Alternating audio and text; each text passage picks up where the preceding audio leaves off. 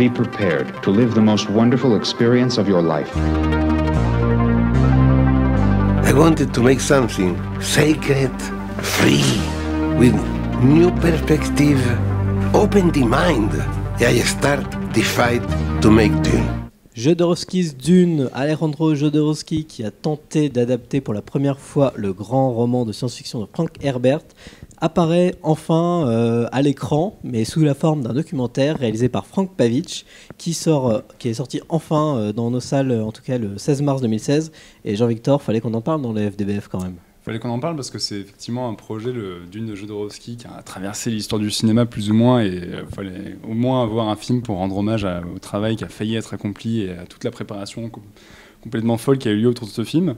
Le genre de documentaire comme ça, moi j'ai toujours un petit souci, c'est qu'il y a un cahier des charges qui est quand même très simple, et on a toujours tendance à avoir peur que ça se remplisse assez bêtement en disant voilà, on prend l'équipe, les gens qui ont travaillé dessus, qui disent tous ça allait être génial, ça allait être génial, ça allait être génial. Bon, ok. Ce que fait évidemment le film. Mais ce qui est intéressant, c'est qu'effectivement, le réalisateur du documentaire essaie quand même de faire comprendre pourquoi ça allait être génial, notamment en montrant un moment, en animant un storyboard pour montrer un plan séquence, etc. Et en faisant comprendre pourquoi finalement ce projet a tant fait parler. C'est ça qui est intéressant, c'est pourquoi est-ce que finalement on fait encore un documentaire là-dessus aujourd'hui. C'est voir l'influence que ça a eu, comprendre l'impact artistique sur l'industrie et en quoi c'était un film de pionnier en fait, comment ça a failli couper l'herbe 5 ans avant Star Wars au pied de George Lucas, comment le film a eu une influence plastique, notamment parce qu'il y avait Giger, le mec le production designer de Alien qui a bossé dessus entre autres, et en fait on sort vraiment du documentaire en comprenant un minimum l'impact et la marque que ça a laissé sur l'histoire du cinéma, et c'est là où au final le documentaire est quand même assez réussi, quoi. Voilà, et en plus le film il fonctionne surtout sur le personnage d'Alejandro Jodorowsky, qui est un narrateur, c'est le gars qui fait le show. Je pense que ça lui fait plaisir qu'on pointe, on braque une caméra sur lui et qu'on lui dit bah vas-y parle, lâche-toi, parle-nous de tes fantasmes que tu as voulu faire il y a 40 ans, etc. Avec ton chat. Avec ton chat. Et le type, ce qui est très intéressant, c'est que Jodorowsky's Dune, ça se présente presque comme il était une fois, et le gars il te raconte, plutôt que de te raconter juste une jeunesse documentaire d'un film, il te raconte l'histoire d'une épopée qui ne s'est jamais faite. Parce que finalement, la vraie histoire de Dune, c'est pas qu'est-ce que ça aurait été le film fini, mais ne serait-ce qu'est-ce que ça aurait été le tournage. Genre, son projet est tellement aberrant. Et ça, Jodorowsky le transmet très bien, parce que t'es là à l'écouter comme un gamin, tu vois, avec tes yeux, à te dire que c'est impossible. Si ça avait été fait, ça aurait été... On va pas se mentir, si le film avait été fait, je pense qu'il aurait été raté. Et le fait qu'il n'ait pas été fait, ça nous laisse la perspective, ça aurait été un grand film. Et tu projettes du coup plein de fantasmes. Et du coup, tu projettes plein de fantasmes, il en joue, lui, il a un ego surdimensionné, mais c'est pas très grave, tu vois, il en joue aussi, il s'amuse. Il l'assume. Et le réalisateur du Frank Pavich l'assume aussi, donc comment il met en scène ses interviews, comment il met en scène son storyboard, comment il met en scène ses intervenants. C'est un documentaire qui est très, très mis en scène, c'est pas, et c'est ça qui est très intéressant aussi, ça rend le truc très dynamique. Ça, je pense que c'est le meilleur moyen de refléter l'envergure qu'avait le projet Dune. Et donc c'est bien que ça puisse être quand même ludique, sans avoir l'impression de se coltiner une page Wikipédia sur le film qui n'a pas été fait. Alors, parce que Lucas, justement, Marc il parlait du tournage, mais rien que le casting, justement, on propose Orson Welles, Dali, Mick Jagger, David Carradine, Amanda Lear. Et c'est ça qui est génial, c'est parce que ce qui est marrant, c'est que le réalisateur, il occulte très vite, pour reprendre ce que vous disiez, très vite pourquoi ça s'est pas fait. C'est pas important, et ça n'en rajoute qu'à la dimension de grandeur et complètement folle du projet. Et effectivement, il est excité à l'idée de revenir sur une histoire qu'il a dû raconter, on imagine, 1001 fois.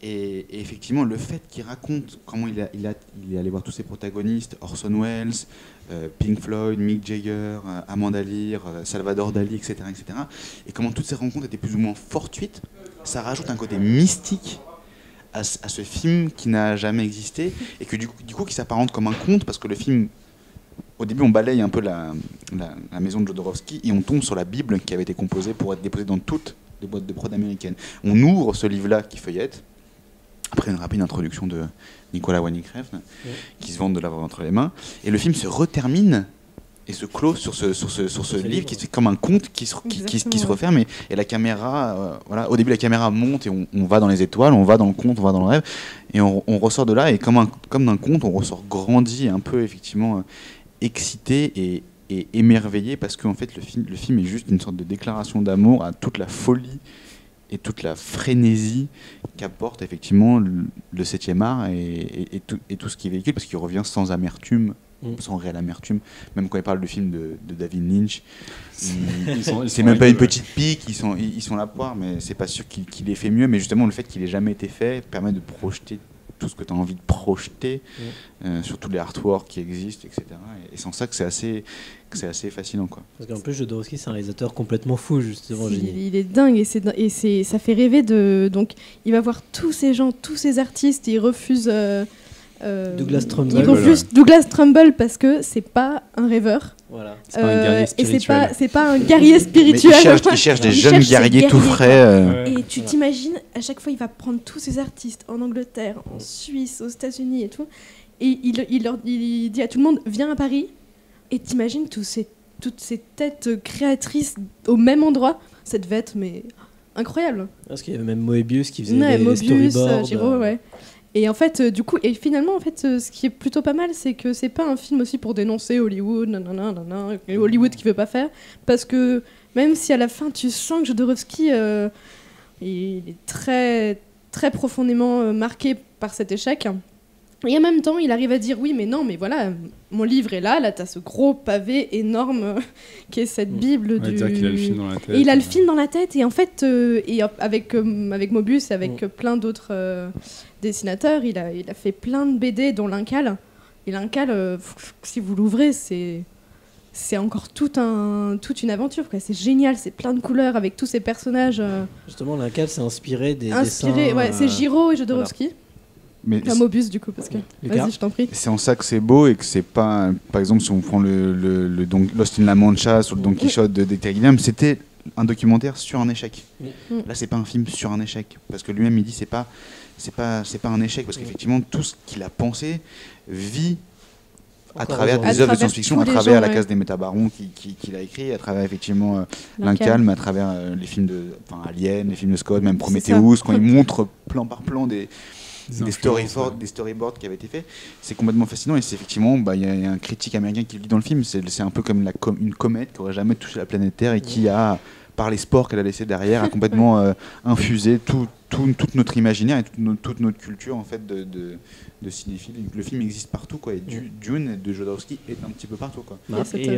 Et surtout, ce qui est très intéressant, c'est au-delà du film, c'est la prise de température que ça fait dans le cinéma des années 70, et du coup le champ des possibles qu'il y avait à cette époque. Même si le film n'a pas été fait, on se dit, bon, à l'époque, alors j'ai plus les chiffres en tête, mais je crois qu'il y avait une estimation de $20 millions, il manquait 5 millions à Michel. Donc ça veut dire que Michel Seydoux avait quand même réuni 15 barres de... je crois que il en fallait 15 et il était à 10. Il en manquait 5.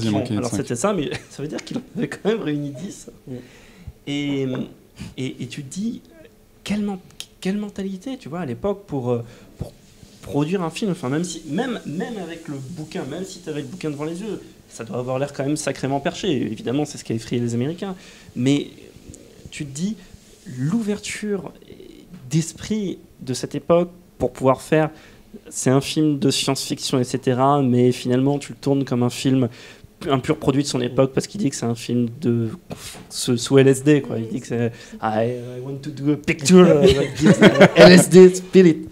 Et c'est très intéressant parce que ça aurait été le pur produit de son époque, en bien comme en mal, et ce qui du coup a été peut-être un peu balayé par Star Wars, parce que Star Wars c'est à la fois un produit de son époque, parce qu'il y a quand même le côté jeune génération, petit jeune nouvelle Hollywood, des trucs comme ça, mais c'est assez des grands mythes mais aussi. bon, c'est pas vraiment un film du nouvel Hollywood, voire pas du tout, voilà. Et finalement on revient à des mythes plus traditionnels et tout, et tu te dis voilà, bon, ça c'était cette mentalité au début des années 70, on est 40 ans plus tard et on n'arrive plus à faire. Tu prends un truc comme le dernier film des Wachowski, Jupiter Ascending, qui moi m'a un peu fait penser à ce truc, mais c'est 1000 fois moins ambitieux que ce que voulait faire Jodorowsky, et tu te dis putain, toutes les difficultés qu'ils ont eu à faire le film, et le plantage, etc., qu'est le film, et comme on a perdu cette curiosité, cette envie. cette désir de folie. C'était il y a juste 40 ans, quoi. Ouais, parce que c'est là où ce film est aussi très réussi, c'est qu'effectivement, l'histoire du film est une aventure en elle seule, et c'est vrai que Jodorowsky se présente comme le type qui était parti faire cette quête absolue sur laquelle il a échoué, mais en fait, voilà, ce prophète. Quand Mais tu vois le délire. ce qui est drôle, c'est qu'il en retire l'expérience qu'il a gagnée là-dessus, quoi. Il ne retire pas du tout l'échec en effet, quoi. Mais tu vois, et surtout, tu fais plus ça aujourd'hui. Enfin, et même la quête en elle-même d'aller faire le film, même si derrière il est pas fait. Tu vois, tout à l'heure, on parlait des films qui n'ont pas été faits et tout. Tu parlais de David Fincher. L'aventure de David Fincher, elle s'est vite finie, quoi. C'est-à-dire qu'il n'y a pas eu grand-chose qui a été fait sur le film. C'est resté au stade de projet, etc. Tandis qu'à cette époque, les projets inachevés, mais c'était sur des années, il y a eu plein de... Tu vois, sur Napoléon, on a plein de documentation. Sur Dune, on a plein de documentation. Sur Nostromo, on a plein de documentation et tout. Ce sont des projets qui, à chaque fois, sont allés très loin et tout. Donc ça veut dire qu'à chaque fois, tu as un auteur qui a pu quand même les emmener très loin. Et aujourd'hui, tu as un auteur qui essaye de faire, type David Fincher et tout. Tu as le studio qui dit non tout de suite, boum, ça s'arrête, c'est fini, on n'en parle plus, quoi. Mais après, justement, le nom, justement, les 5 millions qui leur restaient, c'était les studios américains qui devaient l'apporter. Et justement, les studios américains avaient été refroidis par Jodorowsky parce qu'ils avaient peur que ce soit un réalisateur juste incontrôlable. Enfin, il monte rapidement des... Quand il parle du projet, il dit que le film va faire 15 heures et tout. Enfin, il y a quand même des trucs que tu te dis, oui, bon, mec, t'es quand même à la base, 5, quoi. 20, 100 heures. Et c'est vrai que ça va peut-être mériter aussi le point de vue rapidement d'un type en face, parce que effectivement, Frank Herbert et tous les gens qui travaillaient sur ce documentaire-là sont à la solde de Jodorowsky, et évidemment, il y a de quoi quand on voit le projet. Frank Herbert, parce que Frank Herbert, l'auteur du roman, excusez-moi. Frank Pavich, ouais. Mais ça aurait été peut-être drôle, effectivement, d'avoir juste un petit contrepoint d'un costard-cravate cynique. Putain, si, tu vois, il y a le producteur de Star Wars qui parle. À un moment, il est pas non plus entièrement contre. Il est émerveillé par le projet, comme tout le monde, mais on t'explique que tout le monde a dit c'est formidable, ça a l'air génial, mais non, quoi. Ça aurait été drôle d'avoir le type, effectivement, qui a dit non, mais. Ouais, c'est ça, non, mais laisse tomber, quoi. Non, mais ce qui est trop drôle. Moi, ce à quoi je suis assez sensible, parce que moi, je m'intéresse pas mal à la production, c'est juste qu'effectivement, c'est aussi une très belle rencontre entre un auteur, réalisateur et un producteur, parce que le travail que fait Seydoux auprès de. C'est extraordinaire. Fou, quoi. Quel réalisateur aujourd'hui ne voudrait pas rencontrer un producteur comme ça qui soit prêt à le suivre à corps perdu, qui est complètement émerveillé, voilà, qui arrive un peu, qui arrive un peu à le raisonner avec Dali et tout, où il dit bon, qui est quand même prêt à produire une adaptation d'un réalisateur sur un livre qu'il a pas lu. Sur le livre, parce que son pote lui a dit, je sais pas si t'as lu, c'est extraordinaire. Et je l'ai pas lu, mais bon, ça doit être très bien, quoi. Du coup, le film live existe avec celui de David Lynch, qui est un ratage, mais qui est un ratage intéressant. Puis le film en lui-même est pas mauvais, c'est ça qui est intéressant. Qui essaie de se rapprocher le plus du livre. Et bon, heureusement, ça n'a pas coûté la carrière de David Lynch, ça aurait pu. Comme ça aurait pu coûter celle de Ridley Scott s'il avait accepté, s'il avait poursuivi de le faire. Mais bon, en tout cas, c'est un cas passionnant, et c'est bien que ça ait été fait en film, et on verra ce que ça peut donner. Ça va réveiller peut-être quelques consciences assez folles. Donc, Jodorowsky's Dune de Frank Pavich, sorti le 16 mars 2016. Courez le voir. Could be fantastic, no?